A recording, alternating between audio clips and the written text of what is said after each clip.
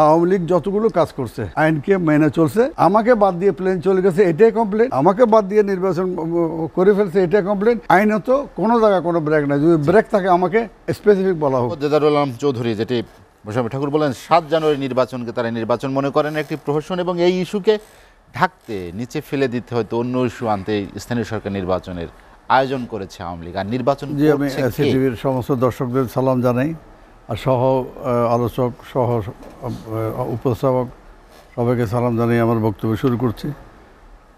প্রথমত কথা হচ্ছে যে 7 জানুয়ারির নির্বাচন সম্বন্ধে আমার বিএনপির প্রতিনিধিত্বকারী তিনি কথা বলছেন।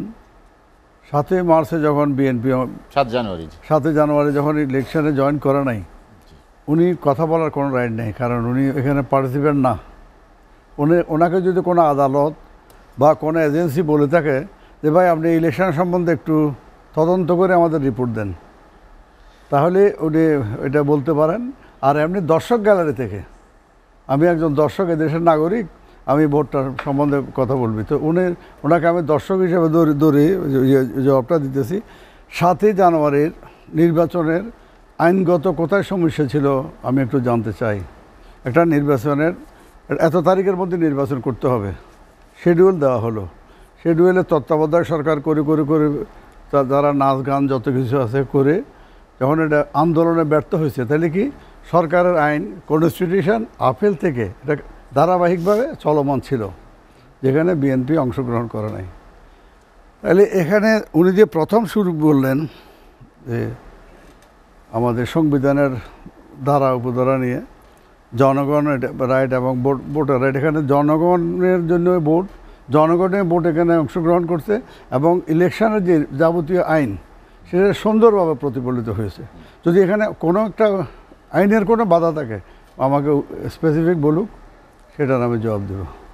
তারপর হলো যে এই সুতরাং 7 জানুয়ারির নির্বাচনটা আমি মনে করি খুবই সুন্দর হয়েছে, এজন্য যে এখানে যে মানে আমাদের দলীয় স্বাধীনতা দিয়ে দেওয়া হয়েছিল।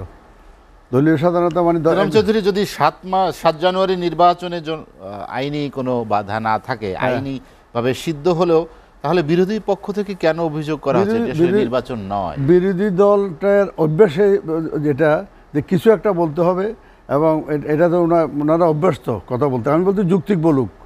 এই যে নির্বাচনী একটা প্রক্রিয়া শুরু হয়েছে, এত তারিখের মধ্যে নমিনেশন দিবে, এত তারিখ সাবমিট করবে, এত তারিখ প্রত্যাহার করবে, এই যে প্রক্রিয়ার মধ্যে কোনো ইলিগ্যালিটি ছিল কিনা। তাইলে যে এখন আমি ঘরে বসে রইলাম, আমি না গেলে প্লেন ছাড়তে পারবে না, এটা তো হতে পারে না। আপনি মনে করেন আপনি এখন প্লেনে বসে আছেন, অ্যানাউন্স করলো যে মন্ত্রী একজন আসতেছে, একটু আধা ঘন্টা প্লেন লেট হবে, আপনি মানবেন? উনি মানবেন? সুতরাং আর এইটা এমন একটা জিনিস 7 জানুয়ারির পরে 8 জানুয়ারি করতে পারবে না কনস্টিটিউশনাল প্রবলেমের জন্য।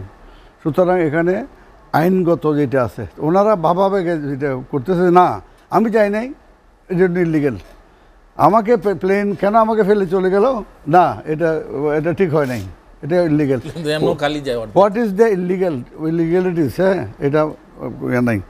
আর উনি নির্বাচনে অংশগ্রহণের ওই উপজেলার এই নির্বাচনে যেটা আমি বলছি, এই নির্বাচনে আমাদের যে কিছু স্বতন্ত্র প্রার্থীকে অংশগ্রহণ করতে দিয়ে ইলেকশনটা উৎসবমুখর হয়েছে, এবং যে মানে যত কথাই বলুক নির্বাচনে সবাই এনজয় করছে, কারণ দলীয় যে একটা গ্রুপিং থাকতো, হ্যাঁ, সবাই এখন যার যার ক্যান্ডিডেট নিয়ে সুন্দরভাবে করছে। আর উপজেলার ব্যাপারেও যদি বলতে যাই, যে বললেন যে আওয়ামী লীগ তো অংশ নিচ্ছে না উপজেলায়, সেখানে দলীয় প্রতীক সেটা বলছি আমি।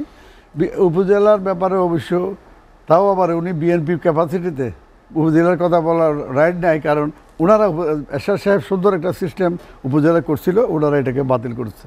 তা এখন যাই হোক, আজকে আওয়ামী লীগ যখন এটা করতেছে, ওনারা যে আলোচনায় অংশগ্রহণ করতেছে, এটা মানে আওয়ামী লীগের credit.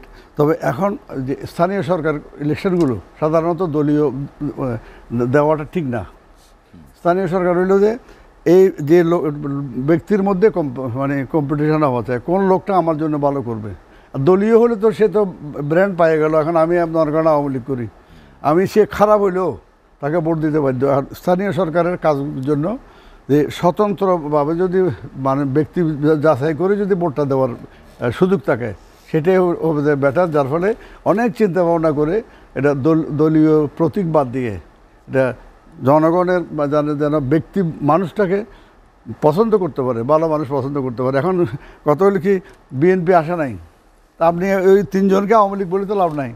They R representing this country, তার রিপ্রেজেন্টিং ইলেকশন প্রসেস। হ্যাঁ, তো জাতীয় পার্টির যদি আসা নাই, ওই জন্য তো আওয়ামী লীগ দায়ী না, ইলেকশনের যারা চালাচ্ছে তারা দায়ী না। ইলেকশনটা হচ্ছে এখন ব্যক্তি দেখে দেখে স্থানীয় সরকারের ইলেকশন আর নির্দলীয়ভাবে হচ্ছে, এবং এটা হওয়া উচিত।